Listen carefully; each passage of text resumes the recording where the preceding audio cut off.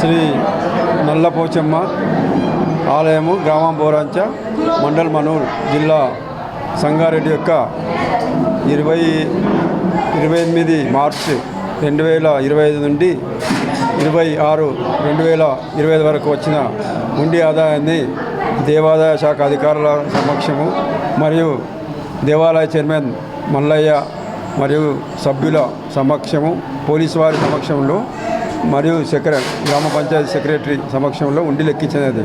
ఉండి ఆదాయము 8,52,769 రూపాయలు వచ్చింది. వీటి రూపాయలను దేవస్థానము ఖాతాలో జమ చేయబడింది.